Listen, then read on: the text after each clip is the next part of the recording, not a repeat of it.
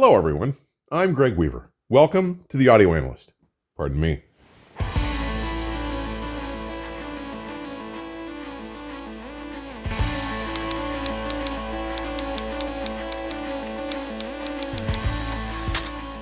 Today, I am honored to share part one of what looks to be a four-part conversation with one of the most innovative, successful, respected, and enduring loudspeaker designers in the industry, the one and only Andrew Jones. Now, today in part one, Andrew joins me from his office in California to recount his early days, growing up and discovering his love for science, electronics, loudspeakers, all shared in stereo, as he tells it, with his identical twin brother, Owen. He recounts his time in school, at university, and even some of his research positions, all before he landed at KEF in 1983. Now, I have to tell you, I found this fascinating, as I had never seen any of this part of his story. So without further fanfare, let's start the conversation. So welcome, everybody. Thanks for tuning in tonight. We've got a really, really good guest. This is Andrew Jones, in case you hadn't noticed. This guy I first heard about back in the 80s when he was at KEF, which in the late 80s and early 90s, I was selling KEF products. It's just an absolute pleasure to have him online here today and get to talk with him. So, and what we're going to do first, I think, is we're going to talk about your education, how you got interested in electronics, how you got interested in building speakers, how you went to school. I know wasn't there a Celestion grant or something that you used to do some schooling with, and they were part of KEF? That's right. Well, Okay. not at the time they weren't. They became okay. Well, I knew because Celestion came under the KEF umbrella at one point. Well, strictly speaking, it came under the Gold Peak Holdings or GP Holdings, something like that. The company that bought both KEF and Celestion at about the same time. Yes. Okay. Yeah. Well, and I had now this is probably I'm trying to remember when it was, but I had Celestion SL600s and S100s back in the day. So anyway, so let's talk about young Andrew and how young Andrew became this crazy gifted engineer that makes all these great speakers. Well, I guess I can start with my usual because we'll get into the fact later anyway. I have an identical twin brother, and so somebody said in another interview that you were born in stereo. That's right. It was you and Owen. Telling people he's left-handed, I'm right-handed, so we're born as a stereo pair. And I always joke that it's a good job for my parents that quadraphonic wasn't around in those days. I mean, the two of us was enough for them. But, the good thing, we were always geeky. And, being a geek is in now. It wasn't so much in those days. Yeah. But we had the fortune, I guess, of being twins. And everybody wants to know you because you're different. And so although we were geeky and maybe not outgoing, although you wouldn't guess that from my demeanor these days, we're very shy in those days.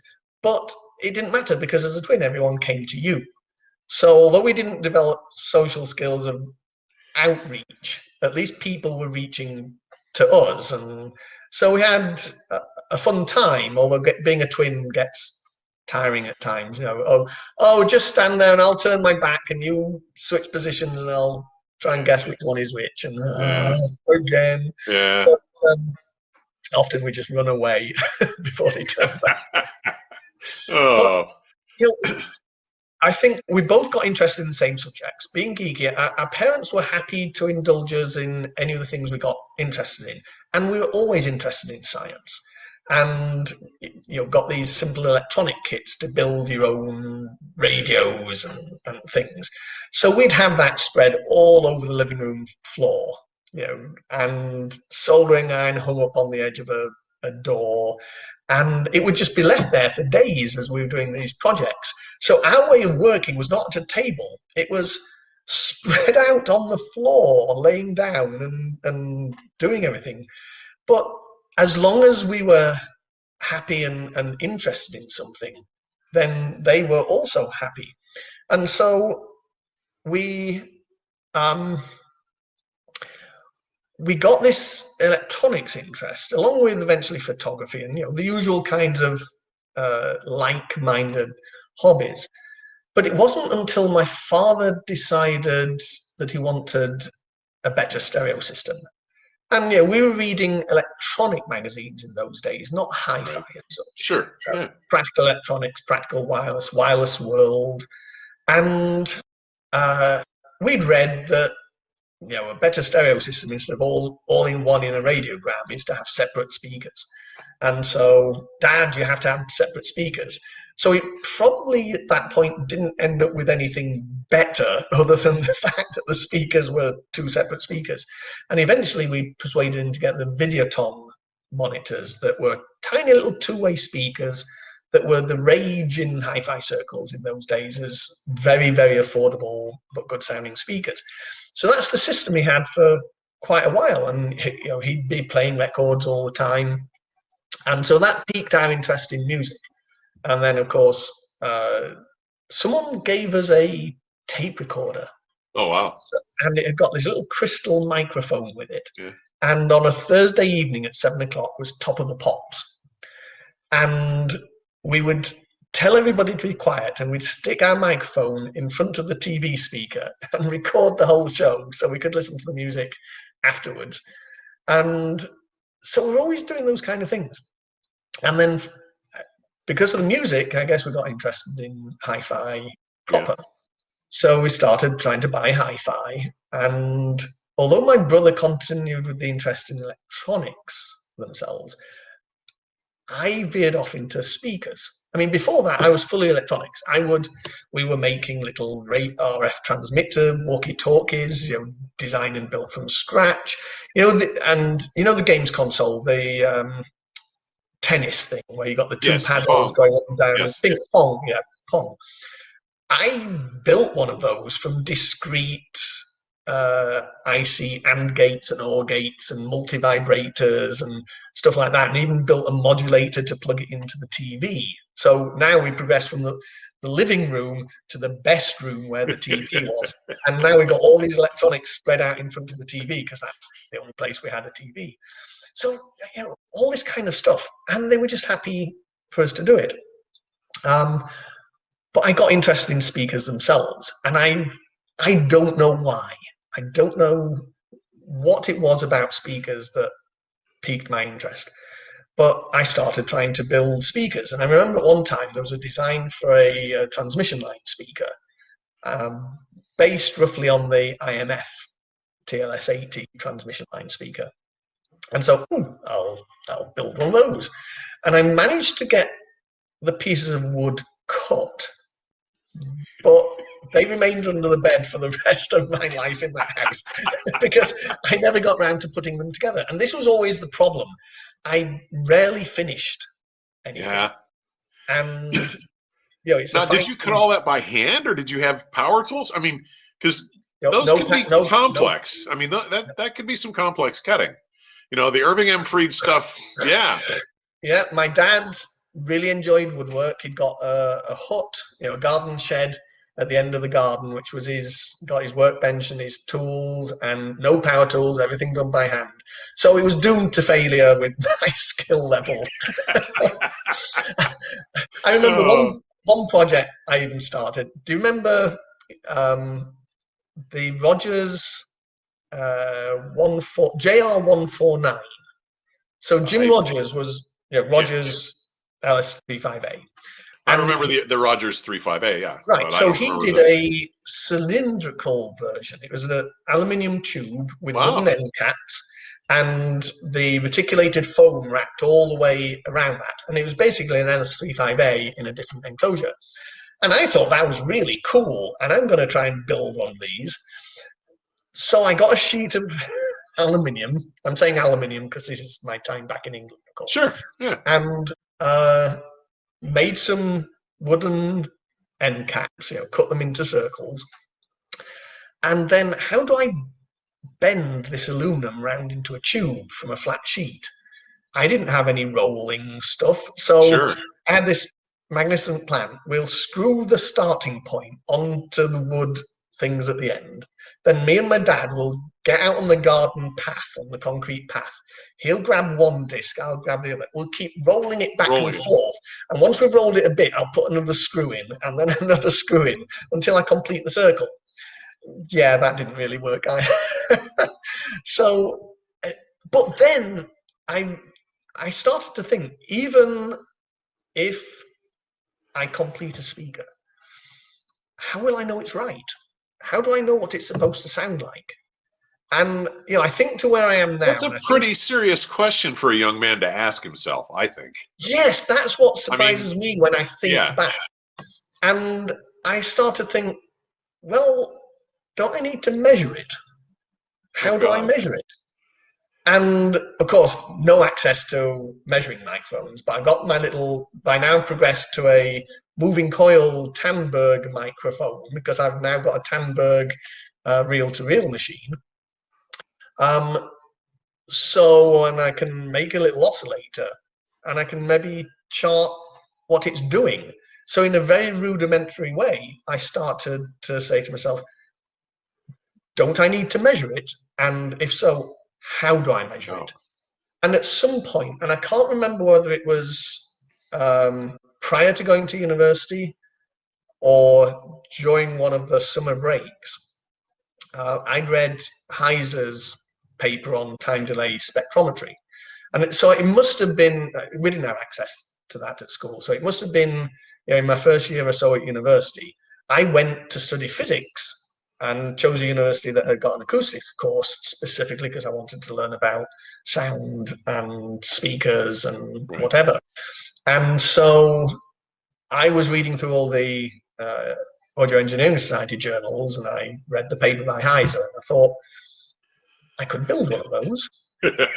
And the cool thing was, you do this sweep. You've heard in the old days with Bruin-Kerr oscillators and chart recorders, the way you plotted the response if you had an anechoic chamber, you do this sweep tone going all the way, slow sweep, and then you record that on a chart recorder. But you get all the room reflections coming in.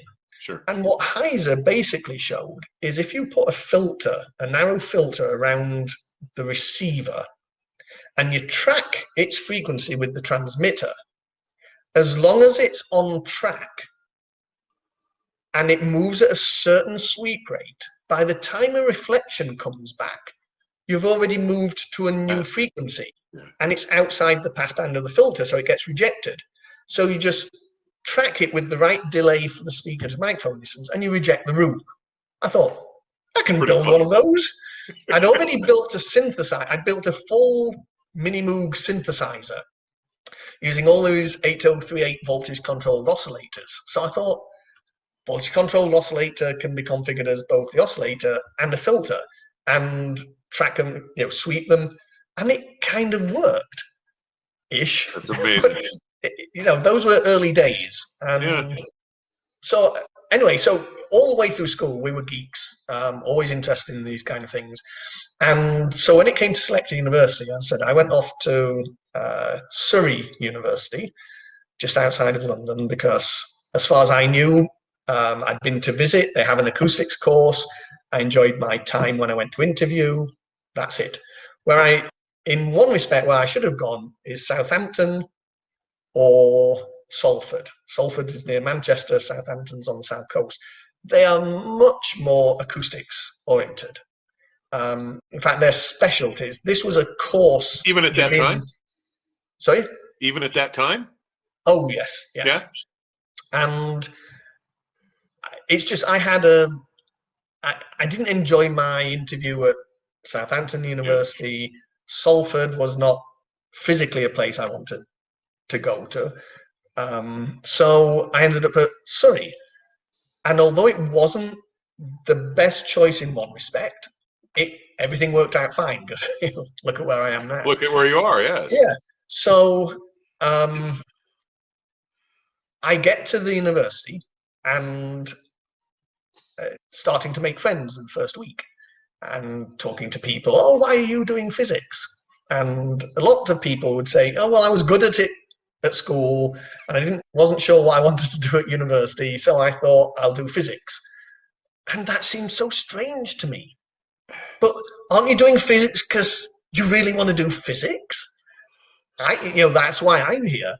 And particularly because the school system over there, certainly then, and probably still to a greater extent here, other than the fact that it's totally free. If you qualified to university, everything was paid for, your tuition and your living expenses. Oh, wow. And for me, for a total of 6 years. So, but that was, doing a post-grad as well as undergrad, not that it took me 6 years to get my physics degree. That only happens over here because you can't afford to go to university, so you have to work as well. But when you elect to do physics, it means you are doing physics and nothing else. You start at 9 in the morning till 12, and then 1 till 5. Lectures and tutorials, 4.5 days a week. All physics, all subjects to do with physics. Wow. Everything you are taught is taught in that department. If you need mathematics to help understand the physics, Sure. which Physics is a given. mathematically dependent, so. Yeah, I always joke that physicists are failed mathematicians and engineers are failed physicists, and I worked my way down to engineer. That's funny. So you stay within the physics department, and the physics people teach you the maths or the chemistry or whatever else you need to know. So you can compact that course down very easily and set the schedule for each class. So literally you go from class to class to class for 3 hours and then 4 hours. So you got to sort of really like the subject. Yeah. And so I'm talking to all these other people, and this one guy, he said, "Oh, I'm doing it because I'm interested in hi-fi and I need physics to move on." And, whoa! And so we became friends, went round, he'd got a hi-fi system in his dorm room, and it was Quad 33 303. Oh, wow. ESL 57s. Jeez. I forget the turntable, but it was a Hadcock pickup arm, Decca London cartridge. I had never heard that level of reproduction before. Because and about when was this? 1974. Okay. So yeah, that's a pretty Yeah, I put together, between me and my brother, we'd got Thorn's TD160. Okay. SME pickup arm, Shore 15 Mark III cartridge, a Sinclair. The Shore V15 Type 3 had just come out in that summer. Yes. Yeah. Yeah. And some horrible little speakers. Probably not as horrible as ones I would have built if I'd ever finished building anything, but nonetheless. So, and no stereo store to speak of in Doncaster. There was the Comet, warehouse type electronics place, but that was it. So this was a revelation to me. And I still remember the record that he played for me, which was Neil Diamond Taproot Manuscript, and just astonished me. So that set my love for electrostatics from that point I can on. imagine, yeah. And we became firm friends, and we lost contact for a while after university. But at some point later, I was wandering around a hi-fi show, and I come across this company called Pink Triangle. What the hell is Pink Triangle? And I get close, and I see it's a turntable, and oh my God, it's Arthur. So it's Arthur Gubersarian, who founded Pink Triangle and is now a funk firm. And so yeah, he managed to start this company. And that's pretty cool. I said to him, this shows my naivety in those days. So Pink Triangle, what does that mean? And he says, well, the Pink Triangle, it was the symbol given to gays and gay Jews during Nazi Germany. I'm going, so? He said, well, I'm gay. I go, no, you're not. You were my hero. You were the biggest womanizer on our course. I looked up to you. Wow. And I was trying to find myself. Now I have. That had to be a unique experience. But I mean, I remember trying to think the first time I heard pink triangle tables. I can't tell you. It was a while ago. I can't remember where I probably ran across them at a show somewhere. I doubt it was at a dealer. Right. But yeah, and so he and I, on our second year project, worked on recordware. So we got a turntable. We built this arm with a cam that could just lift off, go back, and keep playing the same passage over and over again. And it was Sergio. We chose, and then we would record the spectrum. And over time, we were looking to see if the highs were dropping off from the spectrum. And we chose Sergio Mendes and Brazil 66, whatever that song was, the famous one. And so that was us working together then. And my final year project. So this is, counts big towards the degree. And you're supposed to pick a project from any of the supervisors, their specialty. right. And they will guide you for that 6-week or whatever it was project to do some research. And I didn't like any of the projects. And so I said to the prof, can I do my own? And they said, well, if you can think of a suitable project and if you can find a supervisor who is willing to supervise it, then we'll consider it. So I decided I was going to research a linear phase loudspeaker. And I persuaded the guy who lectured in acoustics, agreed to be my supervisor. Wow.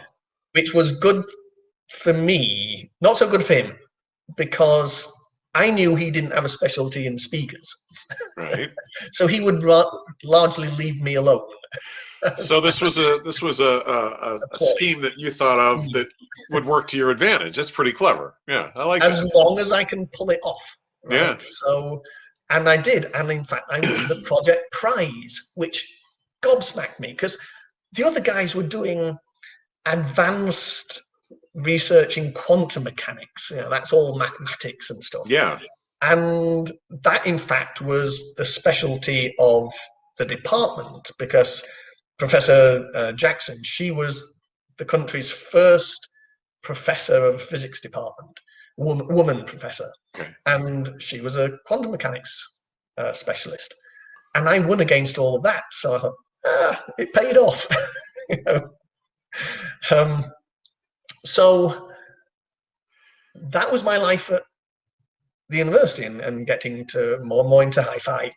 I was one of the nerds hanging out at Guildford Hi-Fi at the top of the high street, which was owned and run by an American who had moved to the UK and set up a hi-fi store. Interesting. And that's where I heard the Dahlquist DQ10 for the first time. And that was quite an amazing experience. I walked into I was going to Pittsburgh. A gentleman had a chain of stores called Opus One. And I walked into Opus One this one Saturday afternoon, and here's this hippie-looking guy standing in front of the speaker that looked like a modified quad. Yes. And I'm going, but there's bass. And I go over and I stand in front of it, and I'm like, what is this image? I mean, there's like everything has its. I'm like, wow. And it turned out it was John Dahlquist walking around pitching his DQ10s. That early, right? Yeah. Yeah, it was summer of 74, I think. Summer of 73, 74, 3 or 4. I got to look. But it was a total fluke. I mean, he was doing his dog and pony show. He was taking them out and showing people, how they worked. So I understand what that experience was like because I had it too. It's the first time I understood imaging in a sense. Yeah, I was listening to this violin. It was just out there in the room with me. So eventually I bought a moving coil cartridge from him, the JVC MC1. I remember that number, but I don't think I ever heard it. So imagine the stylus, and the fingertip is the diamond tip, of the cantilever and the tip. Yes. The coil, the moving coil, was using printed circuit techniques, micro circuits. It was mounted on top of this end of the cantilever, not at the other end of the suspension. It's mounted right above there. So it's a kind of almost as direct transduction as you got with the Decker London cartridge. So it was kind of the explosive dynamics that the Decker London had without any of the tracking problems or body resonances that the Decker had in those days. So that was quite a revelation. And my brother at the same time had gone off to Essex University to study physics, and one of the lecturers there was Dr. Malcolm Hawksford, and he was doing lots of research into audio electronics and building his own sound systems and everything. So eventually, after I got my degree and he got his, I went over to his university, and we joined together under Hawksford in his research group doing postgraduate research. And my brother was researching amplifier topologies, and my project was computer-aided crossover network design, using a new way of arriving at how to calculate the coefficients of the crossover. And so we did that 2.5 years. We finished the research, but we never wrote it up. We got sidetracked. Imagine Otherwise, that. I would be Dr. Jones. It was a PhD program. And we got sidetracked. My brother had come up with a topology for a preamp, a phono preamp.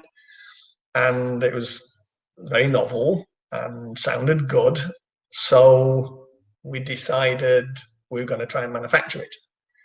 And we knew nothing about manufacturing.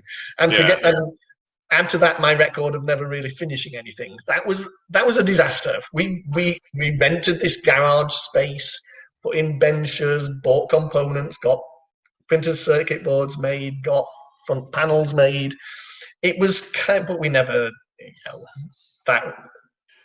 Did you produce any of them? A few but nothing to really sell. We tried to get them to a couple of stores, but it was clear that this was not something the store could really trust to buy. And it had diverted our attention away from other things. So it was interesting. You learn from your mistakes, and it was a big mistake on my part. But I love the ambition you guys had. I think it's amazing. I mean, I just think it's great. And so while we're at that university doing, working together, my brother and I shared accommodation, shared this rented house. And so I went back one weekend to see my friends over at Surrey and went to visit the hi-fi store. And it just happened that when I got there, someone had just traded in a pair of ESL 57s. And I think it was like £220 for the pair, which is a lot of money. It was the mid-70s, right? Mid-70s. That's still a lot of dough. Student, yeah. Right? Yeah. But it was the start of term. And because the government paid you, they paid tuition direct to university, but they paid you a grant, some money to live off, to cover rent, books, food. Well, they give you the lump sum for that term. I think, ooh, I have some money. And I know I can always resell the electrostatics if I have to, just like that. So I'll buy those, and then I'll live frugally and see how it goes. So I'm so excited. I call my brother, and I go, hey, guess what I just bought? And he goes, no, wait. Guess what I just bought? I go, okay, you go first. I just bought a pair of ESL 57s. I go, but I just bought a pair of ESL 57s. What do we do now? And we decided, well, obviously we're going to keep them and stack them. So now we've got the option, right? So if the meager amount of money we got left for the term of both of us, even pulled together, if that starts to run out, we sell one of the pairs. One pair. And if we run out again, we sell both. So we managed to stack these electrostatics. And our professor had built the Dayline, it's called decoupled anti-resonant line, transmission line subwoofer. Okay. And it looked like a bench seat, long and low and whatever. And so we stuck that upright between the two panels of electrostatics. So the whole end of the room was speaker. And we built a knockoff of the Quad 405 current dumping amplifier. Okay. Because we're in the electronics department, and Sure. there were other hi-fi enthusiasts, and they managed to reverse engineer the circuit and made some boards, and we're all feverishly building them. And so that's what we were driving the things with, and it was magnificent. Well, So, I will tell you that you were not alone in taking awarded money to go to school and buying stereo gear. Most of the college kids that I knew did exactly the same thing. It's like we get this big lump of dough as we're going into the semester, and it's like, I want that Numarance receiver. Damn it! Okay, I'll go get it. It was a common practice, buddy. So yes. but finding a pair of 57s, and two pair. Now, did you guys? I mean, how did you stack? You had to build your own frame or something to stack them. How'd you do it? Or did you just Basically just two planks of wood, Okay. wide enough to accommodate the curve, and Okay. put the screws in it. Okay. Take off the side things, mark All through, right. and hope it doesn't fall over. We didn't really have earthquakes. Oh, yeah, we didn't really have earthquakes in England, except. So I finished the research and haven't quite finished being in research yet, because when we were growing up, we imagined that we wanted to go to university and get a PhD, get a BSc, then go on to research, get a PhD, become a doctor, then go on and get a DSc, where I think you become Mister. That's a further research beyond PhD. That's what we thought our careers were. Right. Now we decided differently, but I was still interested in audio research. And it happened that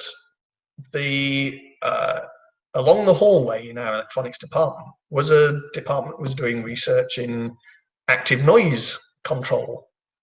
And I knew of this because their research officer, would always come to me whenever he had problems building speakers to create the noise. He'd always be asking me questions.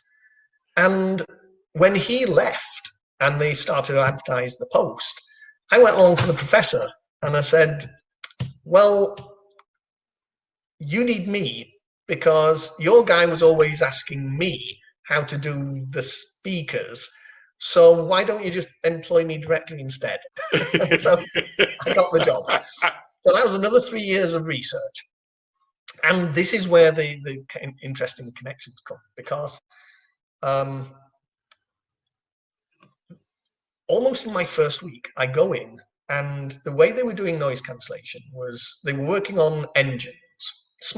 In the research lab, they just got a small piston engine. Right. And they would take the sound from the exhaust through a pipe. And then they got this loudspeaker and they built a chamber over the top of it into which they put the exhaust. And then a tube out of it where the exhaust could get out. Okay. The theory being, well, the sound of the exhaust will mix with the sound of the speaker in an enclosed space and then exit. So the exhaust gases exit, but the sound hopefully has been cancelled. So I walk in and I see this thing, and I start. They were telling me we're having a very difficult time getting it to give adequate cancellation, and it seems to want more power, and the algorithm can't give it more power. We don't know what's going on. And I said, well, have you measured it? Measurement. I told you measurement. So I make a measurement, and all that matters sort of is measuring inside that chamber to begin with. So I drop the microphone in, and it measures horribly, just this zigzaggy, horrible response. And I said, we've got to do something about this, because that's why it's not working adequately. Because what the algorithm did to cancel the noise, it just put out a series of pulses at different time intervals and adjusts the first one up or down and measures, did the overall noise go up or down? So it just hunts until it finds where it's reduced the noise. Then it goes on to the next time slot in the cycle of the fundamental frequency of that sound. It keeps cycling through, and eventually, sort of by sheer hard work and luck, it essentially generates the inverse waveform. The inverse wave, yeah.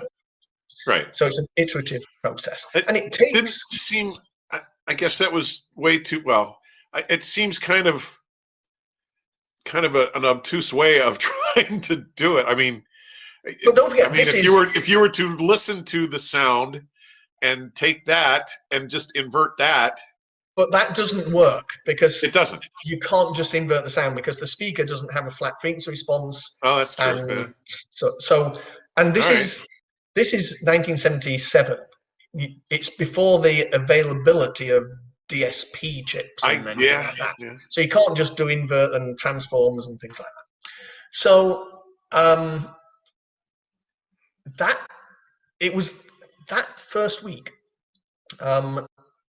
because I was already a member of the Audio Engineering Society, and Surrey University was very close to London, so we would go up to lectures once a month that the society would put on in the evenings. So that week was going to be a lecture by Laurie Fincham of KEF. Now, I sort of knew Laurie, both from hi-fi shows, but also even earlier than that, our physics department, so a physics degree is 3 years straight through, but they had the option of do 2 years, then go out into industry for a year, and then come back for your final year. But that had to be a placement agreed upon by the department, doing something relevant in physics. Right. I had managed to get a placement and acceptance to Philips Research in Eindhoven, but it was only a 6-month placement, and the university said no. It has to be a year. It has to be a year. I'm going, but it's Philips Research in Eindhoven, and they wouldn't let me do it. So at the last minute, I thought, I've got to find something else. And I called KEF, because I knew KEF did internships. And I said, is there anything you can give me? But it was so late. They'd already found someone. And so I had to go straight through. But, that was one of my first contacts with KEF. So, okay, Laurie Fincham is giving a lecture. So I go up, and he starts talking about this new bass configuration for a loudspeaker called coupled cavity. Yeah. And I look at the diagram of a woofer operating into a closed back box, the front of it operating into a smaller box with a vent on it. I thought, but that is exactly the configuration we have for our noise cancelling speaker. It's just we also put the exhaust pipe into that front chamber. So I listened to the lecture. He's done a paper that he hands out to everybody, which I still have, with all the mathematics of how to design this. And I go back to my research group, to the prof.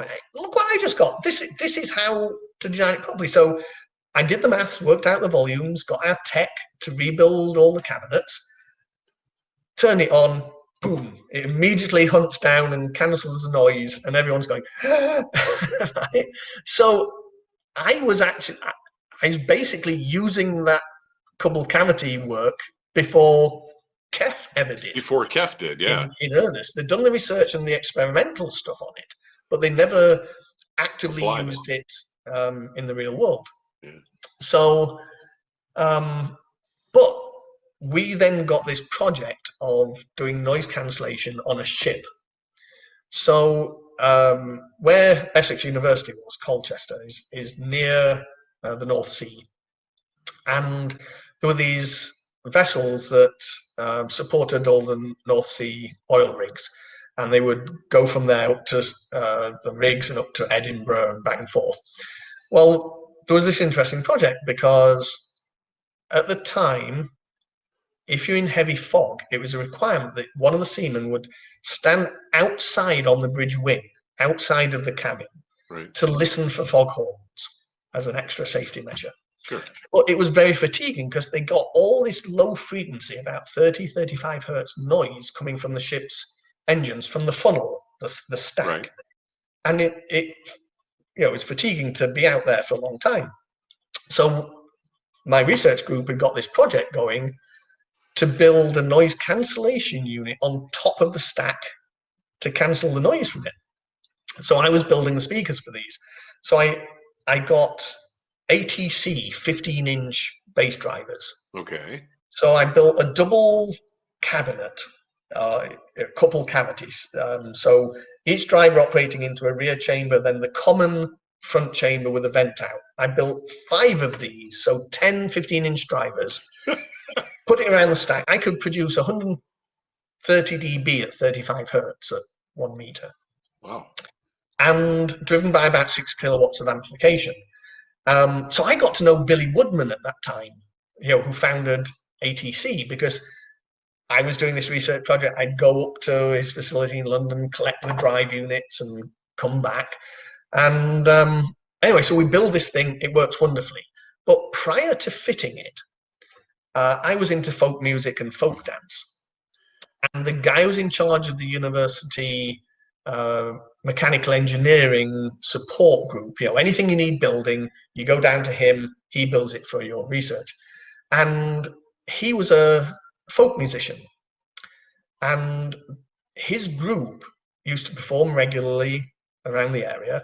And then once a year, they'd hold this event where they'd written a whole musical evening entertainment around some historical event. And what they were going to do, he said, did you know there was an earthquake in Colchester back in 1884, something like that? And we've written this whole thing. We've got all these slides, these historical reports. We're going to do this event. And I go to him, do you want an earthquake? What do you mean? I said, I've got these 5 cabinets with 10, 15-inch drivers in and 6 kilowatts of amplification. I haven't put on the ship yet. I can spread them around the hall. It was a church that had been converted to a folk venue. I can spread these around. I can give you an earthquake. Oh, yes. That's what I did.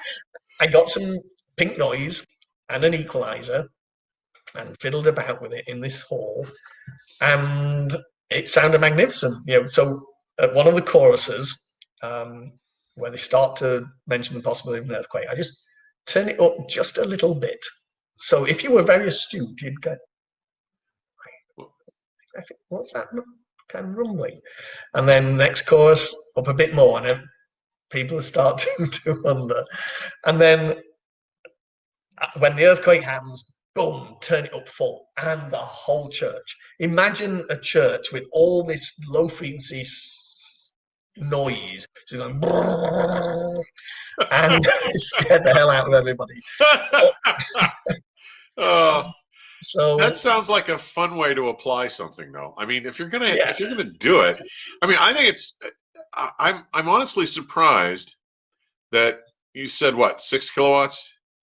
About that, yes. Yeah, I mean, I would have, and 130 dB. I would have. I mean, I don't know. I would think that those big ports would make a lot of noise.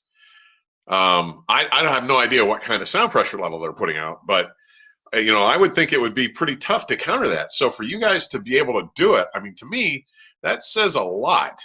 Yeah. I mean, we're talking industrial noise. This isn't like, you're not canceling an 8-cylinder engine. You're canceling the noise coming out of a very large stack that's probably resonating and building up and doubling, and who knows. What was fun about it, when we got back into the port after the sea trials,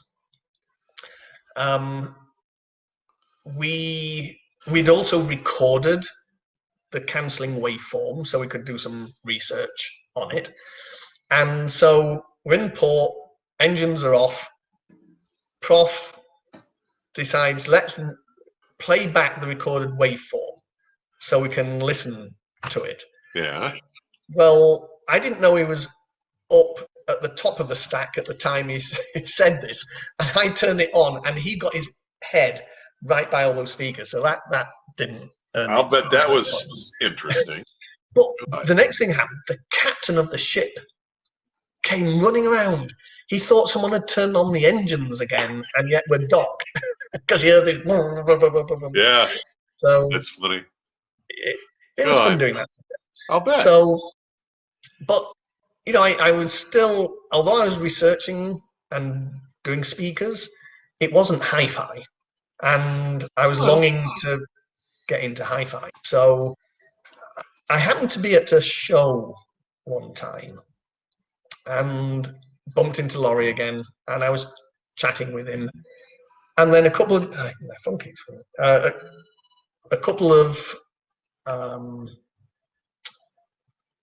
days, maybe like next day or the day after, I get a phone call, and it's Laurie. He tracked me down at the university, and he said, "Oh, Andrew, when we were talking the other day, I realised that you never had a visit to the factory. Would you be interested in coming down and having a look round?" Absolutely, yeah. Because we mentioned in the preamble about the image of KEF in those days, and it was the place, along with Bowes and Wilkins, it was the place for research, not just putting dry units in boxes. No, I mean, it was apparent to us here in the States. I mean, what KEF was doing with computer modeling and computer cabinet design and just paying attention to computer stuff. I mean, I don't know. I mean, I don't know for certain, but I would say that KEF was leading certainly Europe, if not the world at that time. Because I heard about some of B&W's work later, but I recall KEF leading the way back in those days. Yes. I really do. And the usual thing, if you read AES journals, you know who's doing the research. Yeah. Like the reason I joined Pioneer, which seemed an odd, why would I go and work for a Japanese company? Because have you seen the research that Japanese companies do? So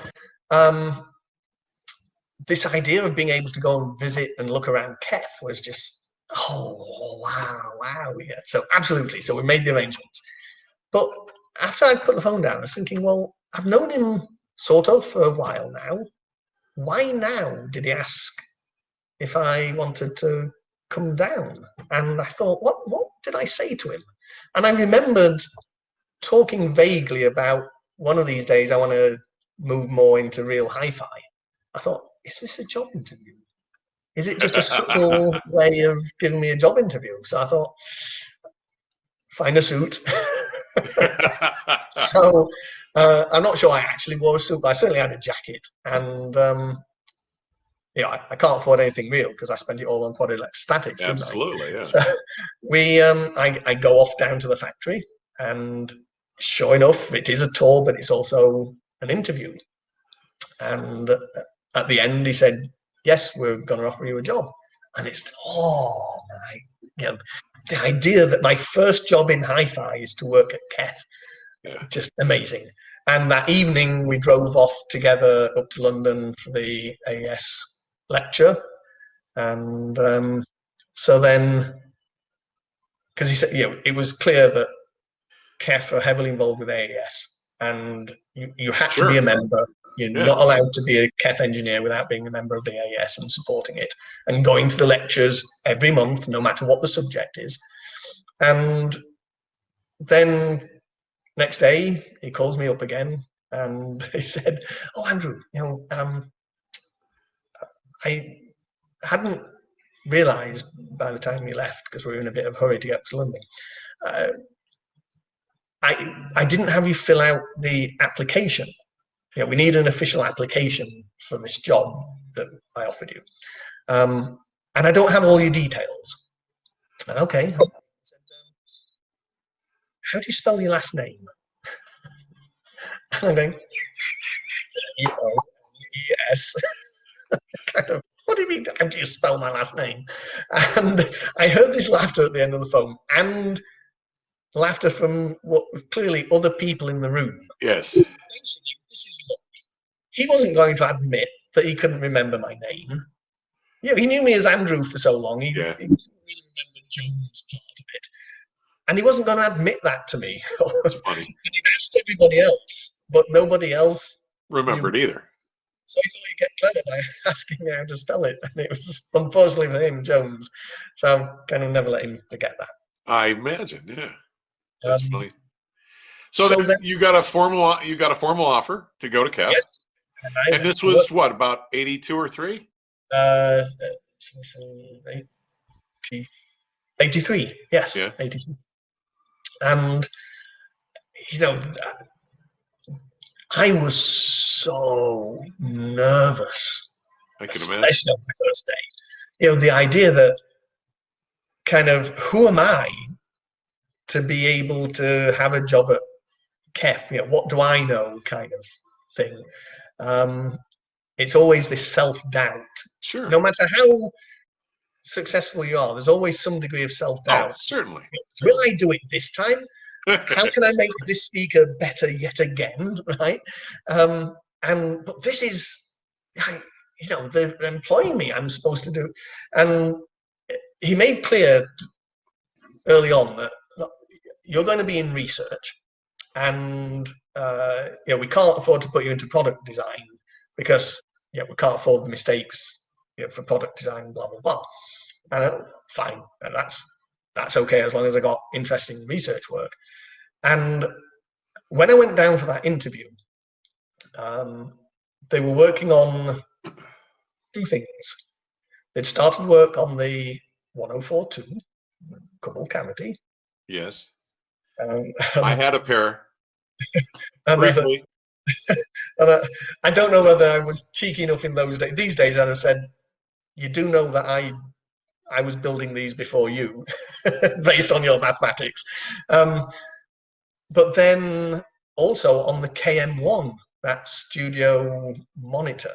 Did you ever see that? I've seen pictures. I've never heard it. Yeah, 4 12-inch, B300 base drivers, and then twin B110s and a T52, all with huge magnets on. The magnets of the mid-rangers were heat sinked because they took so much power. There was a drawer there with 1, 2, 3, 4, 5, 7 or more channels of amplification based on quad 405 modules. Just amazing. And so they were working on that when I visited. So well, listen, this might be a good spot to wrap up this episode. Okay. And then we can really get it, because I'm dying to hear the KEF stories, because I'm such a KEF fan. But let's wrap this up for now, because first of all, thanks for sharing all this cool stuff, because I don't know, I hope all the viewers enjoy it as much as I do, because knowing the history of this industry to me, and Andrew, you may be fairly modest about this, but buddy, you're a significant contributor to our industry. You've been doing this quite a while and very well for most of it. So thanks for sharing this personal side. It's been a lot of fun. And we're going to wrap it up today, and we'll be back again to talk more with Andrew. What a great guest. I can't thank Andrew enough for sharing all this early history with us. And I hope you had half as much fun as I did. Now, the following 3 parts will likely be broken down to cover his time with KEF from 1983 to 1994, then one on his time with Infinity, Pioneer, and TAD from 1994 to about 2014, and then his work starting in 2014 as Vice President of Engineering at ELAC America. So watch for these coming up in the next few weeks. And with that, I'll remind you that if you find any merit or value in the information I'm sharing here on the channel, please subscribe, like, and share links to episodes with your friends. And I truly love to hear from you all. So be sure to leave your comments and questions in the comments section below. Now, you may support the channel using Patreon, Venmo, or PayPal, or even by securing display advertising at the Audio Analyst website. And links for all options are provided in today's description section. As always, thank you for taking the time to drop by and visit today. Please stay safe and keep the music playing. Till next week, cheers.